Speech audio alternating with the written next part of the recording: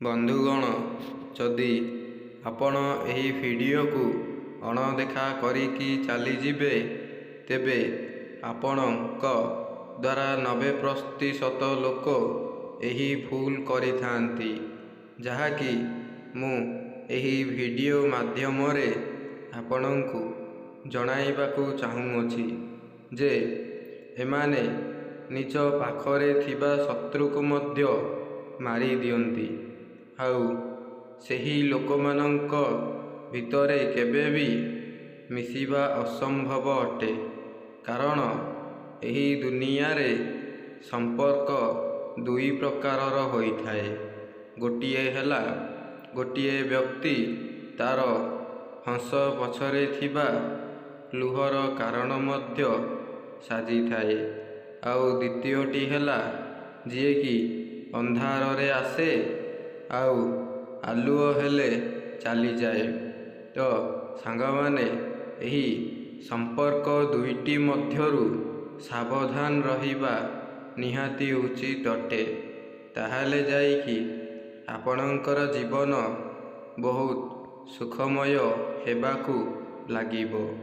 ଆଉ ଏହି ଭିଡ଼ିଓକୁ ସ୍କିପ୍ ନ କରି ଫାଷ୍ଟରୁ ଲାଷ୍ଟ ଯାଏଁ ନିଶ୍ଚୟ ଦେଖନ୍ତୁ ଏବଂ ଚାଣକ୍ୟଙ୍କ ଦ୍ୱାରା କୁହାଯାଇଥିବା କେତେକ କଥା ମୁଁ ଏହି ଭିଡ଼ିଓ ମାଧ୍ୟମରେ ଆପଣଙ୍କୁ ଜଣାଇଦେବି। ମଣିଷ ସବୁବେଳେ ଭାବିନିଏ ଯେ ସମ୍ପର୍କ ସବୁବେଳେ ମିଠା ହିଁ ହୋଇଥାଏ, କିନ୍ତୁ ସେହି ମିଠା ପଛରେ ଆମର କାନ୍ଦର ମଧ୍ୟ ବା ଲୁହର ମଧ୍ୟ କାରଣ ହୋଇଥାଏ। କିନ୍ତୁ ସେ କେବେ ମଧ୍ୟ ଫାଷ୍ଟରୁ ଜାଣିପାରେ ନାହିଁ। ଯେବେ ସେ ଧୋକା ଖାଇସାରିଲା ପରେ ହିଁ ଗୋଟିଏ ବ୍ୟକ୍ତି ଜାଣିପାରେ ଯେ ମୁଁ କ'ଣ କରିଥିଲି। ସେଥିପାଇଁ ସାଙ୍ଗମାନେ, ଗୋଟିଏ କଥା ମନେ ରଖନ୍ତୁ ଯେ ଯେଉଁ ବ୍ୟକ୍ତି ଆପଣଙ୍କ ପାଖରେ ମିଠା ମିଠା କଥା କୁହେ ଆଉ ତା'ର ହୃଦୟରେ ଖାଲି ବିଷ ଭରି ରହିଥାଏ, ତାହେଲେ ସେହି ବ୍ୟକ୍ତିଙ୍କଠାରୁ ସଦା ସର୍ବଦା ଦୂରେଇ ରୁହନ୍ତୁ, ନଚେତ୍ ଆପଣ ବହୁତ ପଶ୍ଚାତାପ ଭୋଗିବାକୁ ଲାଗିବେ। ଆପଣ ବେଳେ ବେଳେ ଏହା ମଧ୍ୟ ଦେଖିଥିବେ ଯେ ଯେବେ ତୁମେ ଚୁପଚାପ କୌଣସି ଏକ କାମ କରୁଥିବ ଆଉ ଗୋଟିଏ ଲୋକ ଆସି ତୁମକୁ ଅଣଦେଖା କରିବାକୁ ଲାଗିବ, ଆଉ ତୁମେ ଯେତେବେଳେ ସେହି କାମରେ ସକ୍ସେସ୍ ହେଇଯିବ, ତ ସେତେବେଳେ ଲୋକମାନେ ତୁମକୁ ଛାଇ ଭଳି ଆଲୁଅ ଦେବେ, ଆଉ ଯେତେବେଳେ ଅନସକ୍ସେସ୍ ହେଇଯିବ, ସେତେବେଳେ ସେମାନେ ଅନ୍ଧାର ହେଇକି ଚାଲିଯିବେ। ତେଣୁ ଏହି ଦୁନିଆରେ ଲୋକମାନଙ୍କଠାରୁ ସବୁବେଳେ ସତର୍କ ରୁହନ୍ତୁ।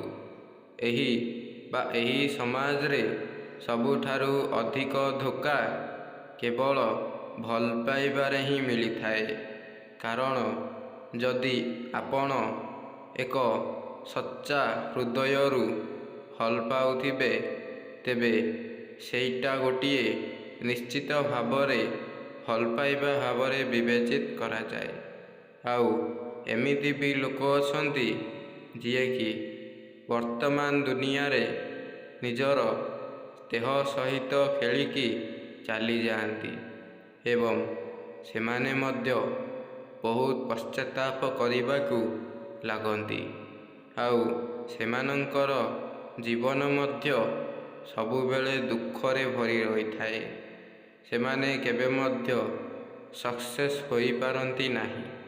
ତେଣୁ ସାଙ୍ଗମାନେ, ଯଦି ତୁମେ ସତରେ ସକ୍ସେସ୍ ହେବାକୁ ଚାହୁଁଛ, ତେବେ ନିଜ କର୍ମରେ ହିଁ ଧ୍ୟାନ ଦିଅ। ଲୋକଙ୍କ କଥା ଉପରେ କେବେ ମଧ୍ୟ ଧ୍ୟାନ ଦିଅନ୍ତୁ ନାହିଁ, କାହିଁକି ନା ଲୋକ ହୁଏତ ଆଜି ଅଛନ୍ତି, କାଲି ମଧ୍ୟ ବଦଳି ଯାଇପାରନ୍ତି।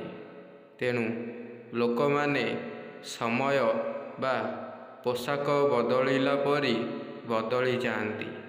ଯଦି ତୁମେ ସେହି କାମକୁ ନିଜେ ସକ୍ସେସ୍ ନହେଲା ଯାଏଁ କରିବ, ତେବେ ତୁମେ ସକ୍ସେସ୍ ହେଲା ପରେ ବହୁତ ଲୋକ ତୁମର ସାଥ ଦେବେ। ତେଣୁ ସାଙ୍ଗମାନେ ଯେକୌଣସି କାମ କରୁଛନ୍ତି ନା, ତେବେ ଆପଣ ଧୈର୍ଯ୍ୟର ସହିତ କରନ୍ତୁ। ଧୈର୍ଯ୍ୟ କେବେ ବି ହରାନ୍ତୁ ନାହିଁ। ସେ କୌଣସି ଲୋକ କହୁନା କାହିଁକି, ଧୈର୍ଯ୍ୟ ହରାଇଲେ ମଣିଷ ଅସୁସ୍ଥତା ହୋଇପଡ଼େ। ଚାଣକ୍ୟ ସବୁବେଳେ କୁହନ୍ତି ଯେ ଯେଉଁ ବ୍ୟକ୍ତି ଅନ୍ୟର କଷ୍ଟ ଦେଖି ହସେ ଆଉ ଅନ୍ୟର ଯନ୍ତ୍ରଣା ଦେଖି ତାକୁ ଉପହାସ କରିବାକୁ ଲାଗିଥାଏ, ତ ସେହି ବ୍ୟକ୍ତି ତା'ର ଜୀବନରେ କେବେ ବି କଷ୍ଟ କରିନଥାଏ। ଆଉ ସେହି ବ୍ୟକ୍ତି ଦୁନିଆର ବହୁତ ବଡ଼ ଦୁଃଖଦାୟକ ହୋଇଥାଏ। ତେଣୁ କାହାକୁ ଦେଖି ମଧ୍ୟ ଅବିଶ୍ୱାସ ବା ଘୃଣାଭାବ କରିବା ଉଚିତ ନୁହେଁ। ବନ୍ଧୁଗଣ, ଆପଣମାନେ ଜାଣିଛନ୍ତି କି ଯେ ଆମ ପାଖରେ ଥିବା ଅଧିକାଂଶ ଲୋକ ଆମର ଶତ୍ରୁ ମଧ୍ୟ ହୋଇଯାଆନ୍ତି। କିନ୍ତୁ ତାହା କେତେବେଳେ ସମ୍ଭବ ହୋଇଥାଏ, ତ ତାହା ବି ମୁଁ ଆପଣଙ୍କୁ ଏହି ଭିଡ଼ିଓରେ କହିବାକୁ ଯାଉଅଛି। ତ କୌଣସି କାମ କରିଲା ବେଳେ ଯଦି ଆପଣଙ୍କୁ କିଏ ସେଥିରେ ଅପମାନିତ କରୁଅଛି, ତେବେ ସେଠାରେ ନିଜ ଘର ଲୋକଙ୍କୁ ଆସିକି କହିବା ଜମାରୁ ବି ଉଚିତ ନୁହେଁ। ଆଉ ଯଦି ଆପଣ ଘର ଲୋକଙ୍କ ଆଗରେ କହିଦେବେ, ତେବେ ଆପଣ ନିଜକୁ ନିଜେ ହିଁ ଶତ୍ରୁ ବୋଲି ବିବେଚିତ କରିବାକୁ ଲାଗିବେ। ତେଣୁ କେବେ ମଧ୍ୟ ଘର ଲୋକଙ୍କ ଆଗରେ ଏପରି କଥା କୁହନ୍ତୁ ନାହିଁ।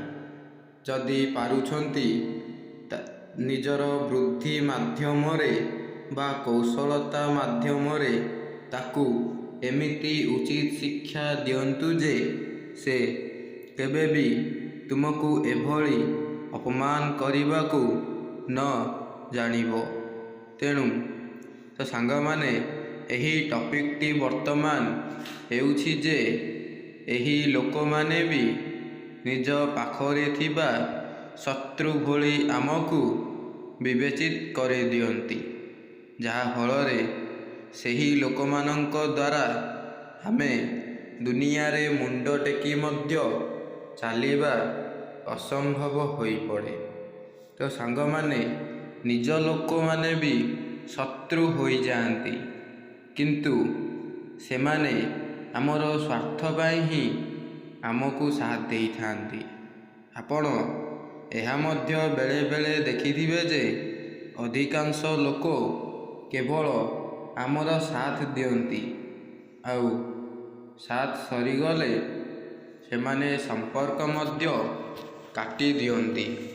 ତେଣୁ ଏହି ଦୁନିଆରେ କାହାକୁ ମଧ୍ୟ ବିଶ୍ୱାସ କରିବା ଏକ ବଳିଦାନ ଦେବା ସହ ସମାନ ହୋଇଥାଏ। ତେଣୁ ଆପଣ କାହାକୁ ବି ବିଶ୍ୱାସ କରନ୍ତୁ ନାହିଁ, ଏବଂ ଯାହାଫଳରେ ଆପଣ ପଶ୍ଚାତାପ କରିବାକୁ ଲାଗିବେ। ଏଭଳି ଲୋକ ଦୁନିଆରେ ରହିବା ବହୁତ କଷ୍ଟ ଅଟେ।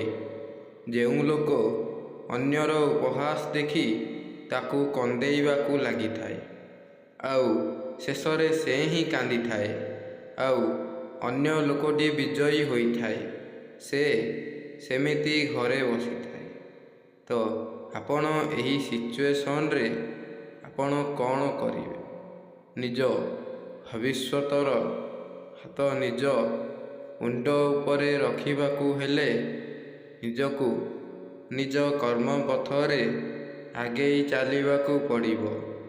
ନଚେତ୍ ଏମିତି ବି ଲୋକ ଅଛନ୍ତି ଯିଏକି ତୁମେ ଆଗରେ ଯିବାକୁ ଚାହୁଁଥିବ, ଆଉ ସେମାନେ ପଛରେ ରହିକି ତୁମର ଗୋଡ଼ ଝିକିବେ।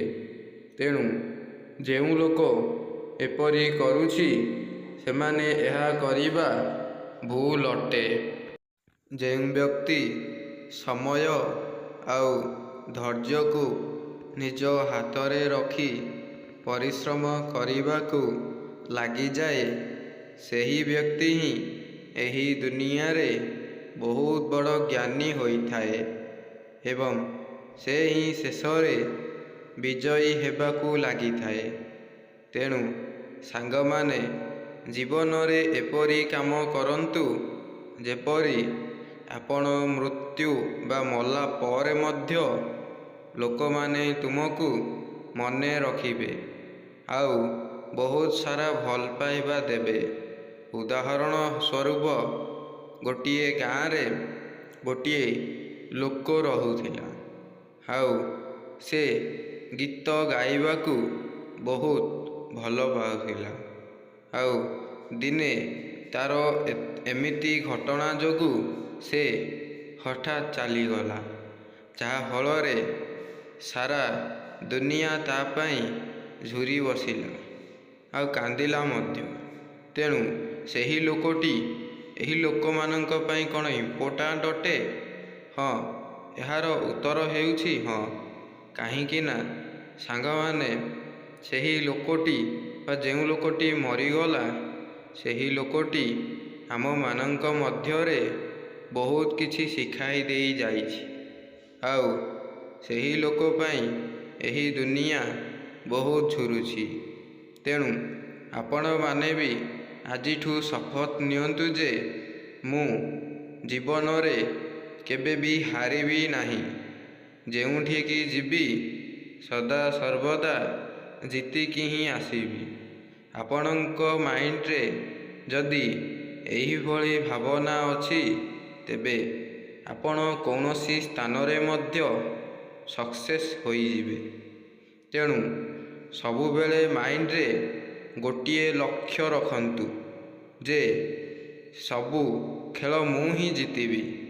ଏମିତିକି ନୁହେଁ ଆପଣ ନିଜେ ବା ନିଜ କଥା ଅନ୍ୟକୁ କହିବେ ନାହିଁ, ଯାହାଫଳରେ ସେ ବି ଜାଣିଦେବ ଆଉ ସେ କହିବାକୁ ଲାଗିବ, ଆରେ ଖାଲି କ'ଣ ତୁ ଜିତିବୁ ଆଉ ମୁଁ ଜିତିବି ନାହିଁ? ଯାହାଫଳରେ ଆପଣଙ୍କର ଗର୍ବ ହୋଇଯିବ ଆଉ ସେହି ଲୋକଟି ଜିତିଯିବ।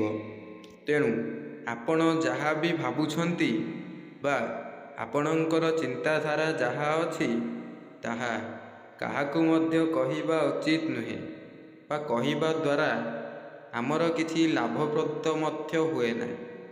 ତେଣୁ ଆପଣ ଯାହା ଭାବିଛନ୍ତି ତାହା ଆପଣଙ୍କର ମାଇଣ୍ଡରେ ହିଁ ରହିବା ନିହାତି ଜରୁରୀ ଅଟେ ଆଉ ଆପଣ ସେହି ଖେଳରେ ସଦା ସର୍ବଦା ଗୋଟିଏ ଲକ୍ଷ୍ୟ ରଖିବେ ଯେ ମୁଁ ଏହି ଖେଳ ଜିତିକି ହିଁ ଯିବି। ତାହେଲେ ଯାଇ ଆପଣ ଜିତିପାରିବେ ଆଉ ସଫଳତାର ସିଢ଼ି ମଧ୍ୟ ଚଢ଼ିପାରିବେ। ଆଉ ଗୋଟିଏ କଥା ସାଙ୍ଗମାନେ, ଜୀବନରେ ଆଶା ବି ହେଉଛି ଆମ ପାଇଁ ଗୋଟିଏ ଇମ୍ପୋର୍ଟାଣ୍ଟ ଜିନିଷ। ଯଦି ମଣିଷ ମନରେ ଆଶା ନାହିଁ, ତେବେ ସେହି ମଣିଷ ଦୁନିଆରେ ତିଷ୍ଠି ରହିବା ବହୁତ ଅସମ୍ଭବ ହୋଇପଡ଼େ। ସାଙ୍ଗମାନେ, ଆଶା ହେଉଛି ଏମିତି ଏକ ଜିନିଷ, ଯଦି ଗୋଟିଏ ବ୍ୟକ୍ତିର ତା ଉପରୁ ଭରସା ଭାଙ୍ଗିଯାଏ, ତେବେ ସେହି ବ୍ୟକ୍ତି ତା'ର ଆଶା ମଧ୍ୟ ହରେଇ ଦିଏ ଏବଂ ତାକୁ ଏହି ଦୁନିଆରେ କୌଣସି ବ୍ୟକ୍ତି ମଧ୍ୟ ସାଥ ଦିଅନ୍ତି ନାହିଁ।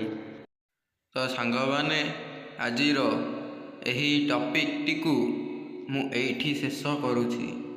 ପୁଣି ଦେଖା ହେବା ଆଉ ଗୋଟିଏ ନେକ୍ସଟ ନ୍ୟୁ ଟପିକର ଭିଡ଼ିଓ ମାଧ୍ୟମରେ। ଆଉ ଯଦି ଭିଡ଼ିଓଟି ଆପଣଙ୍କୁ ବହୁତ ଭଲ ଲାଗିଲା, ତେବେ ନିହାତି ଭାବରେ ମୋର ଏହି ଚ୍ୟାନେଲ ସମ୍ବିତ ମୋଟିଭେସନାଲ ଲାଇଭକୁ ବହୁତ ସାରା ଭଲ ପାଇବା ଦେବେ ଏବଂ ସବସ୍କ୍ରାଇବ୍ କରି ବେଲ୍ ଆଇକନକୁ କ୍ଲିକ୍ କରି ରଖିଥିବେ, ଯାହାଫଳରେ ମୁଁ ଭିଡ଼ିଓ ଛାଡ଼ିବା ମାତ୍ରେ ଆପଣଙ୍କ ପାଖକୁ ନୋଟିଫିକେସନ୍ ଜରିଆରେ ସର୍ବପ୍ରଥମେ ପହଞ୍ଚିବାକୁ ଲାଗିବ। ଆଉ କମେଣ୍ଟ ମଧ୍ୟ କରିବେ।